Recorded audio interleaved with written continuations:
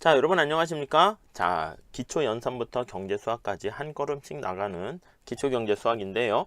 이번 시간은 챕터 2장 비율과 평균에 대해서 같이 공부해보는 시간을 갖도록 하겠습니다.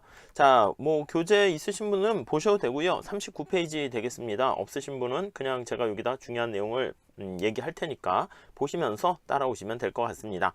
자, 우선 첫 번째 한번 보시면은요. 비중과 평균 해가지고 퍼센티지의 계산 이렇게 있습니다. 자, 우리가 퍼센티지를 이제 많이 쓰게 되는 것이죠. 그래서 퍼센티지를 이렇게 쓰게 됩니다. 자, 이거 얘기를 좀 말씀드리도록 할게요. 자, 우리가 보통 100%를 기준 크기로 잡긴 하는데 기준의 크기를 1로 잡을 때도 있습니다. 그래서 기준의 크기를 1로 잡았을 때 비중 나타내면요. 자, 우선 첫 번째 한번 이렇게 정리할 수 있겠어요. 자, 뭐라고 쓸 수 있냐면 전체가 m개가 있습니다. 그래서 전체가 m개가 있는데 전체 m개 중에서 자, m개 중에서 k개의 어떤 비율은 얼마가 됩니까? 어떻게 씁니까? 네, 이거의 비율 또는 비중이라고도 해요. 네, 이렇게 된다라고 하면 이거는 m분의 k다라는 거 알 수가 있습니다. 이거는 비율을 전체 크기를 1로 놓고 보는 거예요. 그래서 만약에 전체 m개가 있는데 k가 m하고 똑같으면 어떻게 돼요? 1 이렇게 되겠죠. 그래서 비율로 표현하면 이렇게 쓰는 거죠. m 대비 k는 이렇게 해가지고요. 1 대 여기다 비율 이렇게 되는 것이죠. 그렇죠. 자, 그러면 따라서 우리가 뭘 할 수 있냐면 비율이다 라고 하면 비율은 네, 여기 나와 있는 것처럼 m분의 k다 이렇게 쓸 수가 있겠습니다. 별로 어려운 얘기는 아니고요. 간단하게만 체크만 하시면 될 것 같고요. 다음에 그러니까 예를 들어서 전체 학생이 1400명이 있습니다. 거기서 1학년이 450명이다 라고 하면 1400명의 학생 중에서 450명이다 이렇게 되는 거 알 수가 있고요. 자, 그럼 이건 0.32 이렇게 블러블러 나오게 되겠죠. 자, 그래서 여기서 우리가 체크해서 알 수 있는 것은 비율, 비중이 1이 되는 그 대상수와 비교 대상수가 1이라는 건 같다는 겁니다. 그래서 우리가 위에서 살펴본 것처럼 만약에 비율이 1이다 라고 하면은 이게 의미가 어떻게 됩니까? 네, m분의 k 할 때 m과 k가 같은 상황이다 라는 거 알 수가 있고요. 자, 만약에 비율이 1보다 작아요. 이렇게 되면 어떻게 돼요? 자, 이게 비율이라고 그랬잖아요. 여기 보시면 얘가 비율이라고 했으니까 얘가 만약에 1보다 작다 이렇게 되면은 당연히 m이 k보다 크다라는 걸 알 수가 있고요. 자, 만약에 비율이 1보다 크다 이렇게 되면은 m보다 k가 훨씬 더 크다라는 걸 알 수가 있겠습니다. 네, 기본적인 내용이죠. 네, 그래서 우리가 경제학에서는 어떻게 사용됩니까? 라고 하면은요, 거기에도 예시가 나와 있긴 한데 소득에서 지출이 차지하는 비중이 1점이다. 이게 무슨 말이에요? 자, 소득 중에서 우리가 이제 소비를 합니다. 지출이 차지하는 비중이 1.2다. 이거의 의미는 자, 어떻게 쓸 수 있을까요? 네, 소득을 1이라고 할 때 그때 지출은 1.2다. 예, 그것을 뜻하는 것입니다. 아셨죠? 네, 그렇게 정리를 하시면 될 것 같고요. 자, 그 다음에 기준을 100인데요. 100으로 잡았을 때 비중을 한번 체크해 보도록 하겠습니다. 100으로 잡았을 때. 자, 그러면 기준 대상수의 크기를 100으로 잡았을 때 비교 대상수가 차지하는 크기, 그걸 나타내는 게 우리가 얘기하는 게 바로 퍼센티지가 바로 이 얘기입니다. 자, 그래서 우리가 뭐라고 얘기할 수 있냐면 다시 앞에 있는 거랑 똑같이 한번 볼게요. 어떤 m 대 k다 이렇게 나타냈을 때 이 기준을요 100으로 잡는 거예요. 100 대 x 이렇게 보시면 되겠습니다. 그러면 따라서 여기서 x가 바로 무엇을 뜻합니까? 라고 하면 퍼센티지 이렇게 보시면 될 것 같습니다. 아셨죠? 간단한 얘기입니다. 자, 그래서 두 번째 한번 볼게요. 자, m개 중에서 k가 차지하는 퍼센티지가 만약에 어떻게 됩니까? 라고 하면은 요거요. m개 중에서 k개가 차지하는 퍼센티지는 어떻게 계산합니까? 라고 하면은 앞에 거랑 똑같이 보시면 되겠습니다. 이걸 x 퍼센티지라고 할게요. x 퍼센티지다 라고 하면은 이거는 m개 중에서 k가 차지하는 비율 이렇게 비중으로 나타내고요. 곱하기 100을 기준으로 나타내는 거니까 100을 곱해주면 됩니다. 이렇게 정리하시면 되겠죠. 자, 그래서 우리가 보통 주의하셔야 될 게 하나 있는데 거기에도 나와 있죠. 자, 주의해야 될 사항은 바로 뭐냐면 물가지수가 만약에 물가지수를 우리가 많이 쓰게 되는데 물가지수가 112%에서 네, 만약에 115%로 상승했다 이렇게 하면 상승 이렇게 했다 합시다. 그럼 이거는 퍼센트지로 하면은 위에 나와 있는 것처럼 112분의 요거 차이인 3 이렇게 해야 되는데 그렇게 표현하지 않고요. 우리가 3% 상승했다 이렇게 얘기합니다. 그래서 근데 이건 정확하게는 3% 아니잖아요. 원래 여기 표현에서는 뭐라고 얘기하냐면 앞에다가 포인트라는 말이 들어가야 돼요. 그래서 3% 포인트 상승했다 이렇게 얘기를 하게 됩니다. 아셨죠? 네, 그렇게 정리하시면 될 것 같고요. 자, 그래서 우리 밑에 얘도 있는데 한번 또 체크해서 보도록 하겠습니다. 자, 어떤 게 있습니까 하면 전체 학생이 몇 명 있냐라고 하면 전체 학생이 학생 수가 1400명이 있다라고 합시다. 1400명 중에서 1학년 학생이 만약에 450명이다 이렇게 있다라고 합시다. 이렇게요. 자, 그러면 전체에서 1학년이 차지하는 비중은 어떻게 됩니까? 라고 하면은요. 예, 그거 우리 앞에서 본 것처럼 하면 되겠죠. 1400명 중에서 450명인데 100% 퍼센트지로 하면 곱하기 100 퍼센트지 이렇게 바꾸면 돼요. 그럼 32.14% 뭐 이렇게 되는 겁니다. 자, 이 얘기는 무슨 말이에요? 이 얘기는 네, 여기 보시면 100을 기준으로 했을 때 32명이 1학년이다. 예, 그걸 뜻하는 겁니다. 아시겠죠?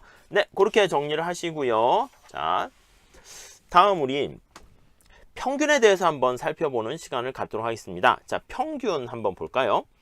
자, 평균은요, 우리가 단순 평균이 있습니다. 그래서 단순 평균 계산이다라고 하면 여기 과목이 경영학, 회계학, 경제학, 세법, 민법 이렇게 나와 있습니다. 자, 그랬을 때 우리가 일반적으로 얘기하는 평균 점수는 어떻게 나타냅니까? 라고 하면 단순하게 평균 점수다라고 하면은 이걸 다 더하는 거예요. 과목을 다 더해가지고 과목 수로 나눠주면 되겠습니다. 자, 그러면 한번 생각을 해볼게요. 자, 경영학 100점, 어유 잘했네요. 회계학 85점, 경제학 90점, 이거 다 엄청 고수네요. 75점, 80점 이렇게 돼 있고요. 자, 이거를 과목 5로 이렇게 나눠주면 이게 바로 평균, 그래서 뭐 86 이렇게 되는 거 알 수가 있겠습니다. 자, 그래서 우리가 어떤 x제의 평균을 구한다라고 하면은요, 이렇게 얘기할 수 있어요. 그래서 따라서 예를 들면 어떤 변수가 x1, x2 이렇게 불러 해서 xn까지 있다라고 합시다. 자, 그러면 x의 평균을 이렇게 바르고 많이 쓰게 되는데요. 자, 그럼 이걸 다 더하는 겁니다. 자, 지금 다 더하는 거는 뭐 쉽게 알 수가 있고요. 그래서 x1 그래도 써볼게요. x2 이렇게 더해서 xn까지 다 더하고요. 그 다음에 개수로 나눕니다. n으로 이렇게 나누면 되겠고, 이걸 다시 한번 써볼까요? 분모는 n이 되고, 이 서메이션 하는 거 우리가 시그마로 이렇게 보시면 될 거잖아요. 그래서 xi 이렇게 정리하시면 돼요. i는 1부터 n까지 이렇게 보시면 되겠습니다. 아셨죠? 네, 그렇게 좀 체크해서 정리를 하셨으면 될 것 같고요. 자, 그 다음에 우리 가중평균에 대해서 한번 살펴보는 시간을 갖도록 하겠습니다. 여러분, 가중평균이라는 것은요, 우리가 단순하게 다 더해서 나타내는 평균이 아니고요. 가중치를 둬서한다는 겁니다. 자, 여기 보시면 놀이공원에 가서 이거는 이제 공기총을 쐈다라고 합니다. 공기총을 쐈는데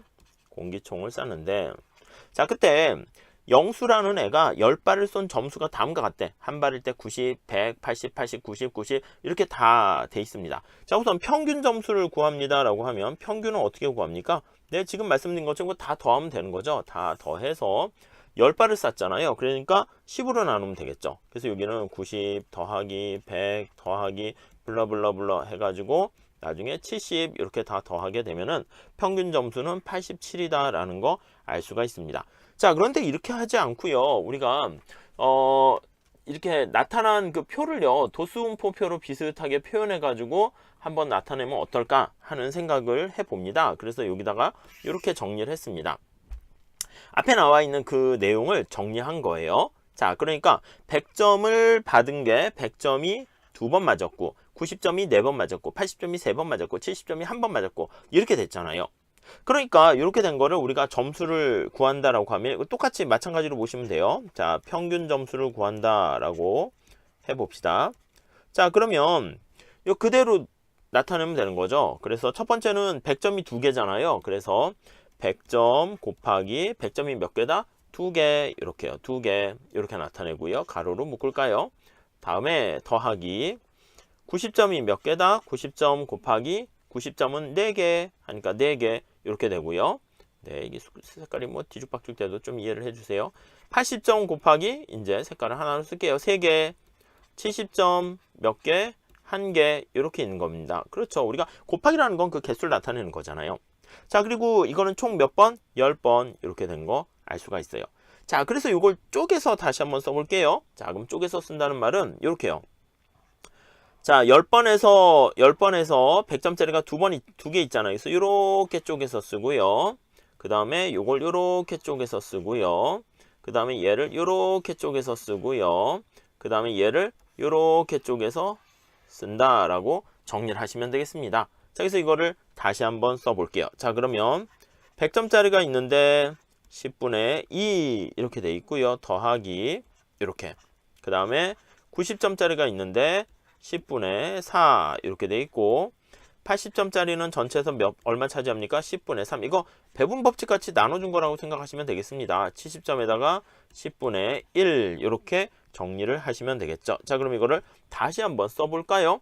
다시 한번 써보게 되면은 자, 얘가 100에다가 이거 어떻게 됩니까? 이거 0.2 이게 가중치를 이렇게 두는 거다라는 개념이에요. 90에다가 0.4 이렇게 되고 80에다가 0.3 이렇게 되고요. 더하기 70에다가 0.1 이렇게 되는 것을 알 수가 있겠습니다. 자, 그래서 각 전체에서 각 점수가 차지하는 요 비중을 나타내는 거야. 요게 비중. 이렇게 개수가 똑같지 않고 다르잖아요. 그래서 가중치를 둔다고요. 그래서 이쪽에 보시면은요, 여기 나와 있는데 요거 있잖아요. 아이고, 네, 죄송합니다. 여기 보시면 요게 바로 비율의 가중치를 나타냅니다. 그래서 맨 밑에 보시면 비율의 가중치에서 이쪽에 보시면 얘가 보시면 1 이렇게 되는 거 우리가 확인할 수가 있겠죠. 여기가 1 이렇게 되는 거. 가중치를 반영해서 표현을 하게 됩니다. 그래서 가중치를 반영해 가지고 여기 나타낸 게 요게 되는 거죠. 가중치를 나타내서 반영하게 된 거. 그렇게 되면은 여기 끝에 점수가 여기 나와 있는 87 이렇게 나오는 거 똑같다라는 것을 확인할 수가 있겠습니다. 자, 그래서 m개의 값을 나타낼 때 가중치를 다 더하게 되면 그 가중치는 1 이렇게 되는 것이죠. 아셨죠? 네, 이렇게 정리해 보시고요. 몇 개 문제를 좀 풀어보도록 하겠습니다. 자, 예제 1번 한번 요거 보실까요? 뭐 간단히 한번 보시죠. 특정 지역의 그 가격지수 퍼센트지를 조사한 결과 해당 품목의 가격지수의 가중평균 값은 얼마가 됩니까? 이렇게 나타내고 있습니다. 자, 어떻게 하면 돼요? 네, 파, 배추, 고구마, 상추, 콩나물 이렇게 나와 있잖아요.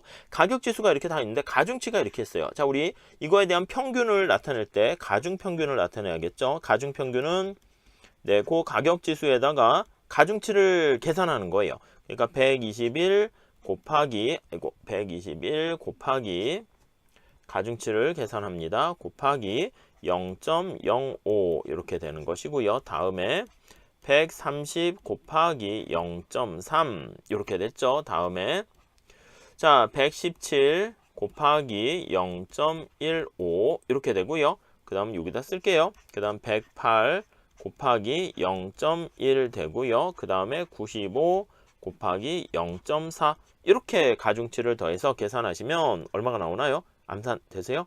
네, 111.4% 이렇게 나온다는 거 알 수가 있겠습니다. 네, 이 정도 하나 보시고 자, 다음 문제 한번 풀어볼게요. 예제 2번인데요.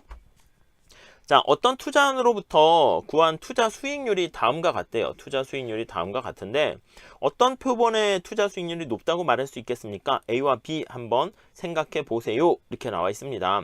평균으로 이제 판단하는 거예요. 수익률이 다른데. 자, 그럼 A 이 수익률은 어떻게 됩니까? 라고 하면은요. 평균을 나타내면 되죠. 다 더해서 그렇죠. 5번 5로 나누면 돼요. 그래서 12 더하기 25% 더하기 30% 더하기 24 더하기 15 이거를 5로 나누게 되면 그러면 21.2% 이렇게 되는 것이고요. 자, 두 번째 B의 사업은 어떻게 됩니까? 네, B의 투자 수익률은 어떻게 됩니까? 라고 하면 역시 마찬가지입니다. 다 더합니다. 21 더하기 29 더하기 35 더하기 8 더하기 5 이거를 5로 나눠주면 되겠습니다. 자, 그러면 19.6% 이렇게 되는 거 우리가 확인할 수가 있겠죠. 네, 어려운 얘기 아니죠? 네, 이렇게 정리하시고요. 자, 다음 문제 좀 하나 또 풀어보도록 하겠습니다. 자, 이 문제는요. 2019년에서 2020년 사이에 국내 총생산에 대한 가상의 데이터를 나타내고 있습니다. 그래서 요거 1년 사이에 국내 GDP에 대한 가상의 데이터인데요. 국내 총생산의 증가율은 몇 %입니까? 이렇게 나타내는 거예요. 뭐 책에는 뭐 2008년에서 2010년 돼 있는데 뭐 가상이니까 한번 이렇게 잡아봤습니다. 자, 그러면 우리가 증가율을 나타내는 거는 어떻게 돼요? 증가율은 기준값 대비 변화량 이렇게 나타내는 거죠. 기준치가 얼마 이렇게 있고요. 값이 얼마 있고 변화 크기가 얼마가 돼 있는가 이렇게 변화량 이렇게 보시면 될 것 같습니다. 이게 이제 증가율이죠. 거기다 이제 곱하기 100을 해야죠. 우리가 이제 곱하기 100 이렇게 보시면 되겠습니다. 이렇게요. 자, 그러면 여기 보시면 기준치가 원래 얼마냐면 110 이렇게 돼 있고요. 변화량은 143에서 110 이렇게 하고 곱하기 100% 이렇게 되는 거 알 수가 있겠습니다. 자, 그러면 이거는 110분의 33 이렇게 되겠죠. 곱하기 100% 이렇게 식을 세우면 돼요. 이거 뭐 하면 30 나옵니까? 30% 요겁니다. 간단하죠? 네, 이렇게 정리하시면 될 것 같고요. 자, 다음 문제 좀 풀어보도록 하겠습니다. 자, 예제 4번인데 K기업이 독점 제공하는 소프트웨어에 대한 소비자층이 여기 보시면은 소비자층이 중고생이 2만 명 있고요. 대학생이 5만 명, 일반 소비자가 3만 명 이렇게 있습니다. 탄력성과 관련된 얘기네요. 수요의 가격 탄력성은 중고생이 1.5, 대학생이 1, 일반층이 여기 보시면 0.5 이렇게 있습니다. 자, 소프트웨어 총 판매 수입의 30%는 뭐 이렇게 복잡해요. 30%는 중고생이고요. 50%는 대학생, 20%는 일반층이 차지하고 있다. 이때 시장 전체의 탄력성은 얼마입니까? 요거를 구하는 게 우리의 문제가 되겠습니다. 여러분, 시장 전체 탄력성을 나타낼 땐요, 비중의 가중치인 여기서 보면 판매 수입이 중요한 거예요. 무슨 말씀이냐면 애당초 출발 자체가 이런 식으로 돼 있다라고 할게요.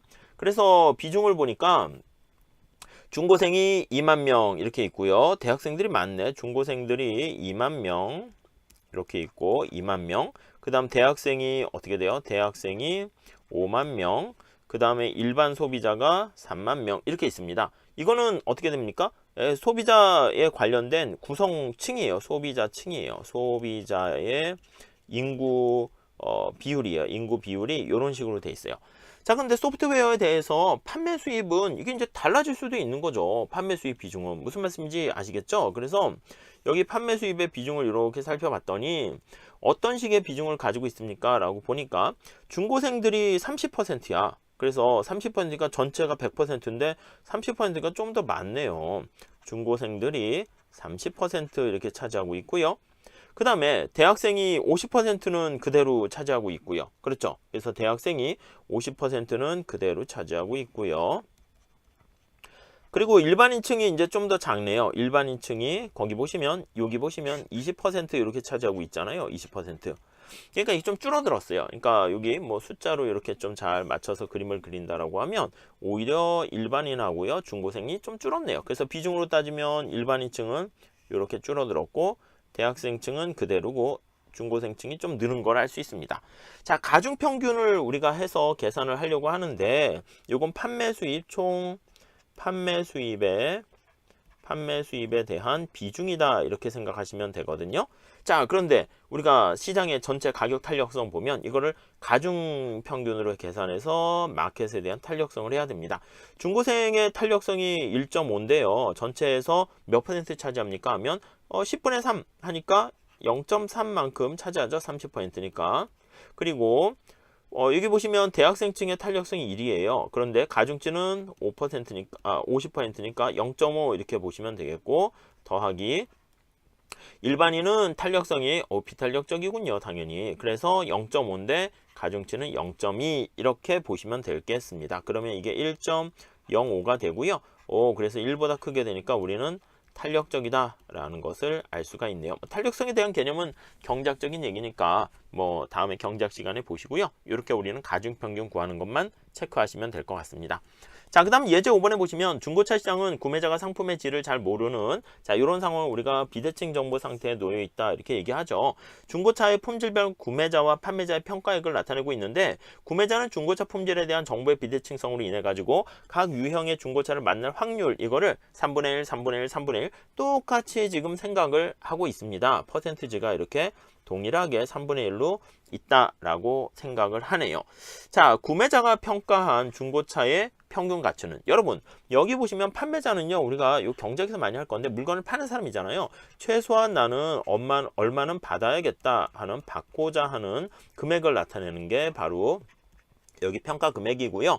자, 그 다음에 여기 보시면 구매자는 얼마예요? 물건을 사겠다는 거잖아요. 바이어잖아요. 그러면 최대한 얼마까지 지불하고자 하는, 지불하려는 willingness to pay를 나타냅니다. 금액이다 라고 보시면 되겠습니다. 지금 여기서 문제는 뭘 물어보고 있습니까? 구매자의 평가를 물어보고 있어요. 근데 구매자가 여기 보시면 좋은 차면 500까지 맥시멈 내려고 하고요. 보통 차면 400, 똥차면 300 이렇게 내려고 합니다. 자, 그러니까 확률에 의한 내 물건을 구입하려는 구매자 입장에서의 내 기대치를 하려고 합니다. 가중 평균을 한, 왜냐면 비율이 다르니까. 근데 여기서 뭐 똑같긴 하네요. 평균한 기대치, 기대값은 얼마가 됩니까? 라고 하면은요. 자, 이거는 뭐 통계학 개념과 비슷한 거기에요. 뒤에 또 다시 할 텐데. 자, 500만 원을 내려고 하는데 그게 전체에서 차지하는 퍼센티지가 3분의 1이니까 3분의 1 더하기 400만 원에 대해서 가중치를 3분의 1 더하기, 요거 우리 간단한 미시경제학에서도 많이 요거 사용하게 됩니다. 300만 원에다가 3분의 1 이렇게 더하게 되면은요 400만 원 이렇게 되는 거 알 수가 있겠습니다. 이게 바로 가중평균에서 나타낸 것이다 라고 보시면 되겠네요. 자, 여기서 우리가 수업을 마치고요. 오늘 한 거는 바로 평균, 가중평균, 그리고 비율에 대한 얘기를 했고요. 다음 시간에 여러 가지 지수화라는 거에 대해서 살펴보는 시간을 갖도록 하겠습니다. 감사합니다.